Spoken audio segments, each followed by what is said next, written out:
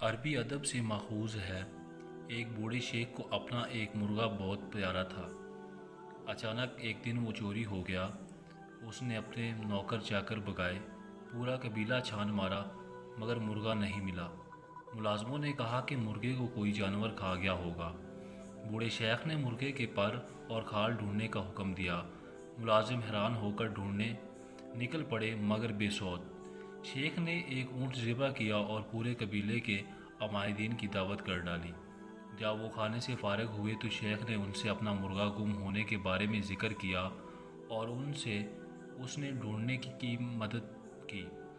کچھ زیر لب مسکرائے، کچھ نے بوڑھے کو خط بھی سمجھا، مگر وعدہ کیا کہ کوشش کریں گے۔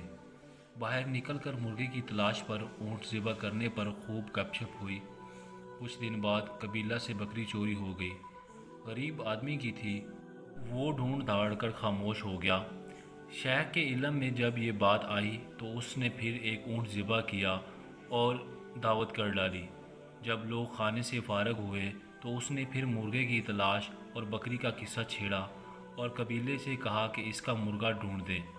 اب تو کچھ نے اسے برا بھلا کہا، کچھ نے اسے دلاسا دیا کہ اتنی بڑی بات نہیں، صبر کر لو، اس سے زیادہ اپنا نقصان کر چکے ہو۔ ابھی 3 دن ہوئے گزرے تھے کہ ایک اور شیخ کا اونٹ رات کو اس کے گھر کے سامنے سے چوری ہو گیا۔ اس شیخ نے اپنے ملازمین کو خوب برا بھلا کہا اور خاموش ہو گیا کہ ایک اونٹ اس کے لیے کوئی مالی وقت نہیں رکھتا تھا۔ بوڑھے شیخ کو جب علم ہوا تو اس نے پھر ایک اونٹ ذبح کیا اور قبیلے کی دعوت کر دی۔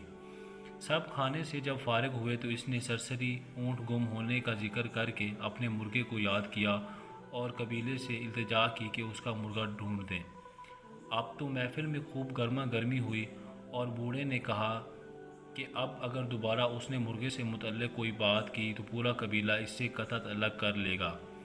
شیخ کے بیٹوں نے بھی باپ کی اس حرکت پر مہمانوں کو رخصت کرتے ہوئے معذرت خواہانہ رویہ اختیار کیا اور شرمندہ بھی ہوئے کہ ایک مرغے کے بدلے 3 اونٹ اور شرمندگی علیحدہ۔ یقیناً ان کا باپ اب سٹھیا گیا ہے۔ 15واں روزہ گزرے تو قبیلے کی ایک لڑکی کنویں سے پانی بھرنے گئی اور پھر واپس نہیں آئی۔ گاؤں میں کوہرام مچ گیا، پورے قبیلے کی عزت داؤ پر لگ گئی۔ نوجوان نے جتھے بنائے اور تلاش شروع کی۔ پہلے گاؤں، پھر ارد گرد، پھر مزید گاؤں کے لوگ شامل ہوئے اور ارد گرد کے لوگوں سے معلومات کی گئی تو پتہ چلا کہ کچھ ڈاکو قریب پہاڑ کے ایک غار میں کچھ عرصہ سے رہ رہے ہیں۔ گاؤں کے لوگوں نے چھاپا مارا، وہاں لڑائی ہوئی، اموات ہوئیں اور لڑکی برآمد کر لی گئی۔ لوگوں نے وہاں اونٹ، بکری اور مرغے کی باقیات بھی ڈھونڈ لیں۔ تب انہیں احساس ہوا کہ بوڑھا شیخ کس طوفان کے آنے کا انہیں عندیہ دے رہا تھا۔ اگر گاؤں کے لوگ مرغے پر ہی متحد ہو جاتے تو آبرو تک بات نہ آتی۔ ترجمہ القرآن بالیقین ہم انہیں قریب کے چھوٹے سے بعض عذاب ان بڑے عذاب کے سوا چکھائیں گے تاکہ وہ لوٹ آئیں۔ السجدہ۔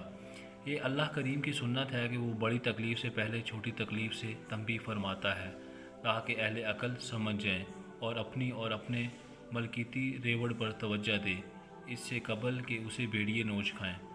ہم ایک عرصے سے بے روزگاری، دھماکوں، سیلابوں، زلزلوں اور دیگر تمام کچھ دیکھنے کے باوجود دین اسلام کی طرف لوٹنے کے لیے تیار نہیں ہیں۔ اللہ تعالی ہم سب کو صراط مستقیم پر